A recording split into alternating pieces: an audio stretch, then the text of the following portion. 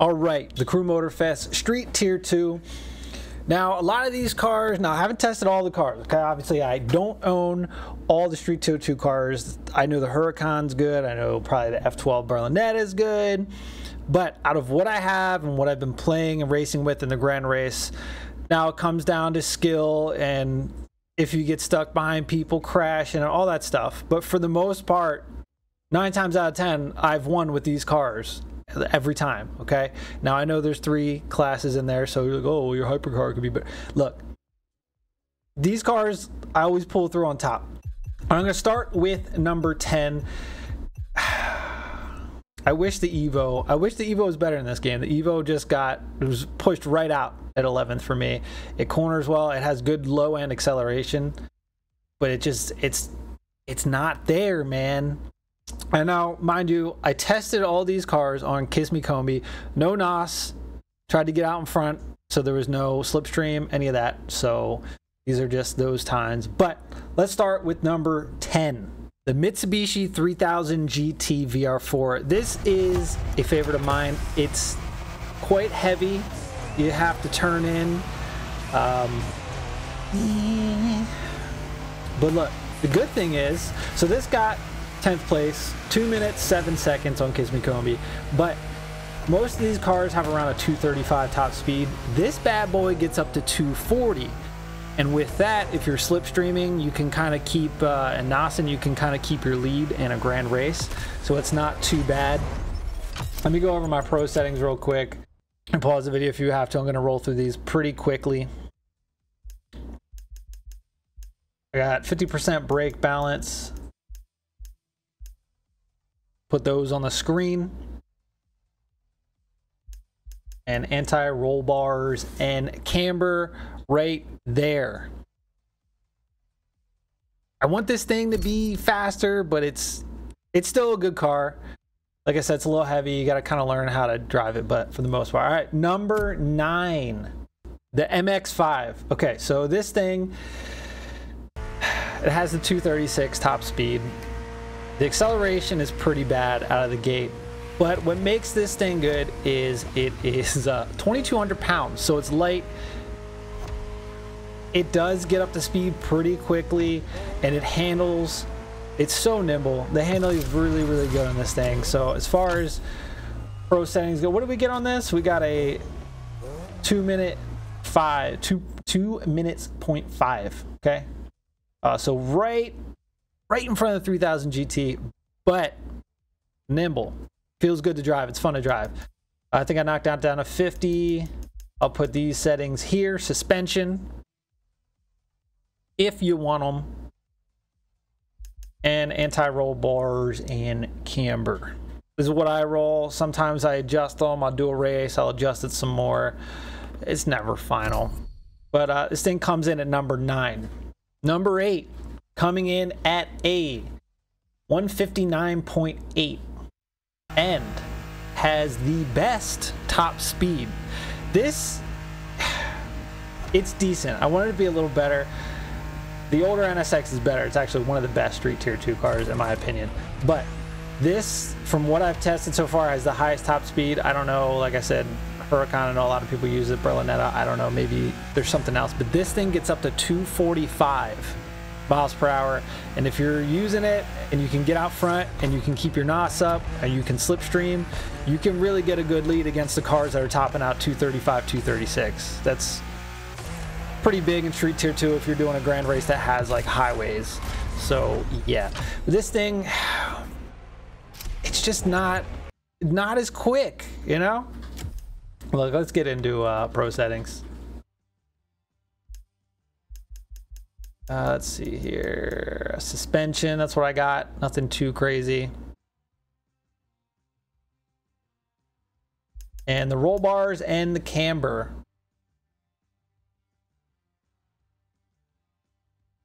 Yeah. Number 8, like I said, it's top speed is what makes this thing really good. You can really just get out ahead. Number 7, the RX-8. Now, I've walked Huracans in this thing, no problem. Obviously, it always comes down to driver mod, how well you drive, your cornering. Most of these cars you can win with, no problem. Most of them, I did like a 0 to 200 test on like all these like 25 cars, and they were all very, very close. The game's pretty even, especially on PvP. But there's a couple that really stand out. But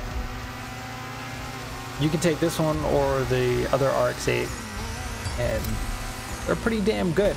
So anyway, this one came in at 159.4.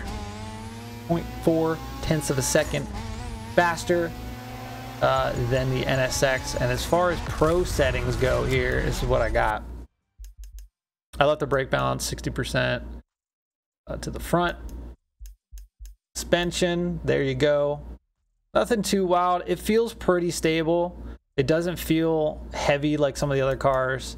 Nothing crazy on the, just stiffen up just a bit. Give it a little more camber in the front. And it feels pretty good. Feels pretty good. Now the top speed on this one is 236. So right there on the average. Number 6, 2015 GTR. Now there is a 2020 Nismo, and it is 600 pounds heavier, but without upgrades, its acceleration is 2.5 seconds. So that might be something you might want to try. Don't know. I don't know if the weight's going to bog it down or not.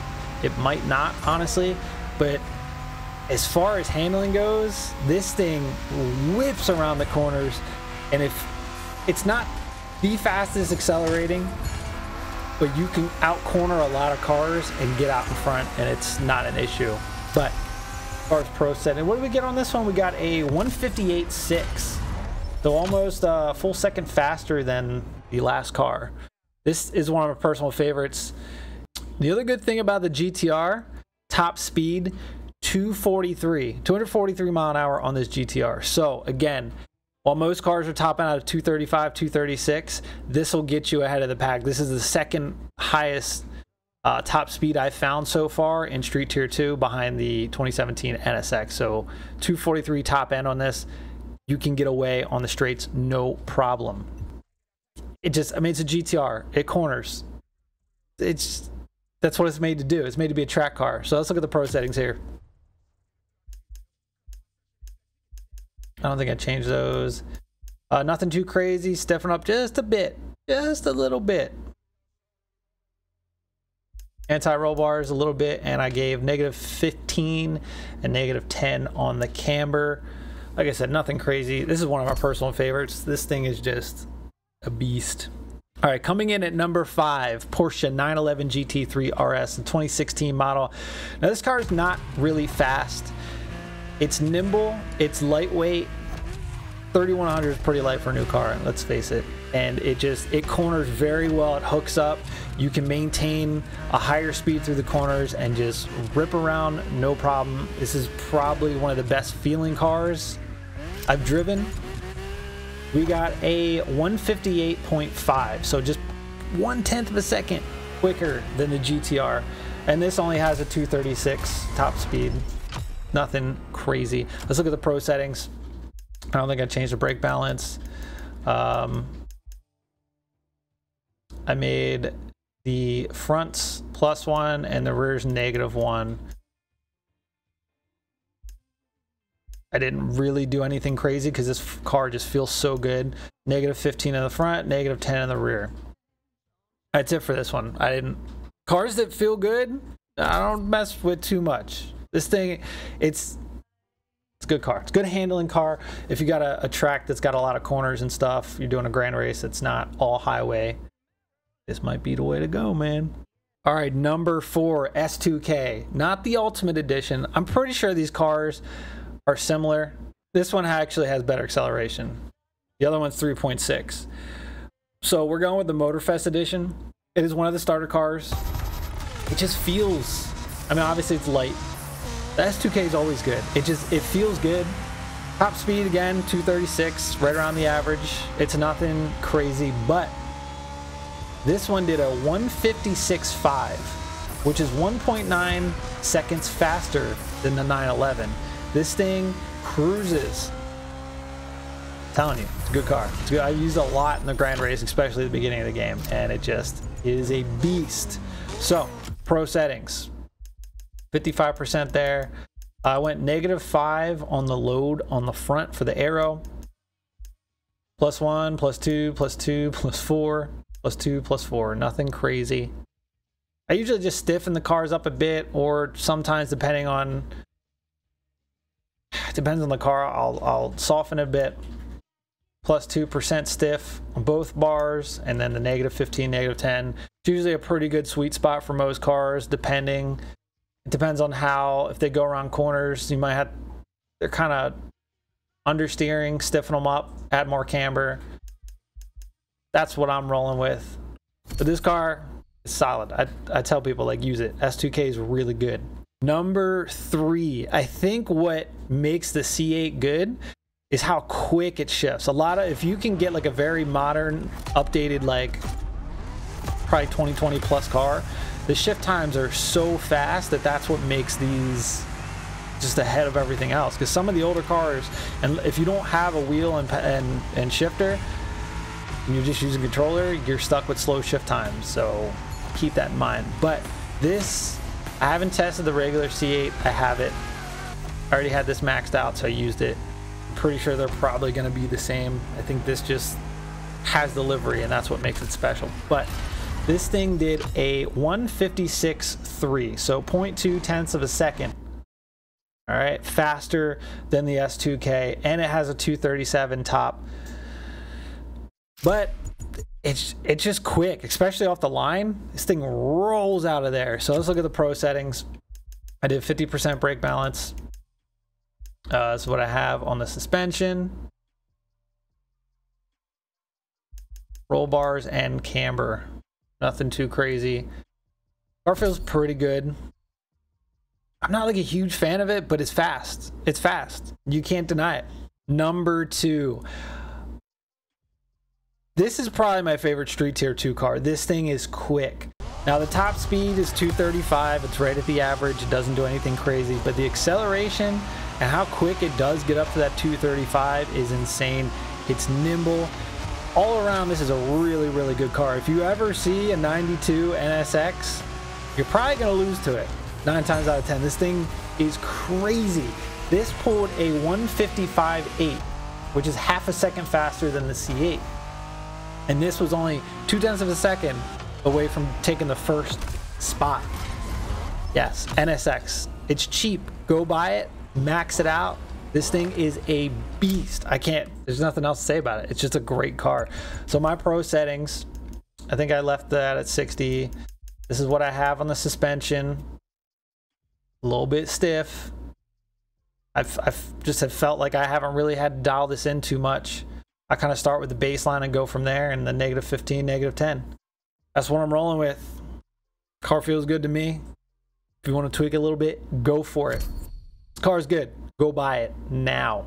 And the number 1 spot, the F40. This car is usually on top every game. Doesn't matter what you're playing. This thing was a beast in Unbound. It was a beast in Gran Turismo 7. It's a beast in any game. The F40. This has a 236 top speed, so nothing crazy there. It did a 155.6.